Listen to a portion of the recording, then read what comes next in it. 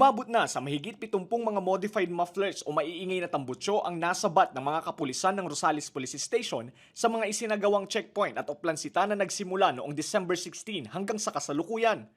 Mahigpit na ipinapatupad sa bayan ng Rosales ang pagbabawal sa paggamit ng mga maiingay na tambutso bilang bahagi ng kanilang kampanya para mapanatili ang kaayusan at katahimikan sa lugar. Ayon sa pulisya, karamihan sa mga nasita ay mga kabataang motorista kabilang na ang ilang mga minor de edad. Nagpatupad tayo ng pangungumpiska ng ating mga modified muffler o yung mga maiingay na tambutso ng mga motorsiklo. Unang-una dahil may mga natatanggap tayo ng mga reklamo sa mga barangay.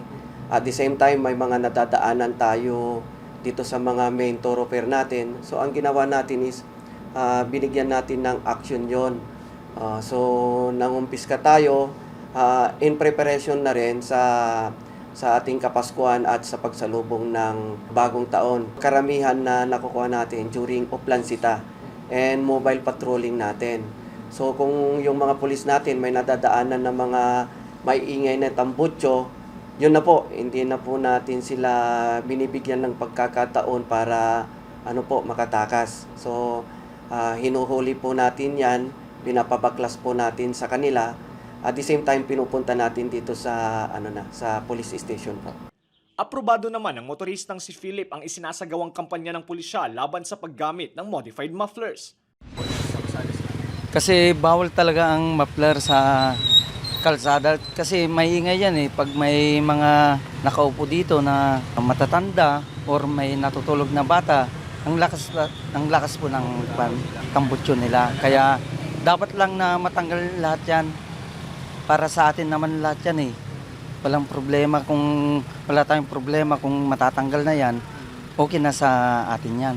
Iginiit ng PNP na kanilang papaigtingin ang panguhuli sa mga motoristang patuloy na gumagamit ng modified o maiingay na mufflers kahit pa tapos na ang holiday season. Dagdag pa ng pulisya, agad na kukumpiskahin ang mga tambutso ng mga masisita at mahuhuling motorista. Kaya't panawagan ng mga otoridad. Pakiusap ko lang, po yan, nakakapirwisyo po yan. Hindi lang po sa umaga, gabi, pati po sa araw-araw na pagtatrabaho natin pag nakakarinig po tayo ng ganyan.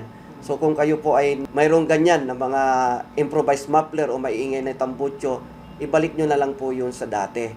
And then, umaapila din po ako sa ating mga mamamayan at the same time sa mga barangay officials na tulungan po yung Rosales PNP upang magpatupad ng ganyang mga pangungumpiska sa mga improvised muffler para magkaroon po tayo ng matahimik at mapayapa dito po sa bayan ng Rosales po. Lester Narag, Balitang, Solid North.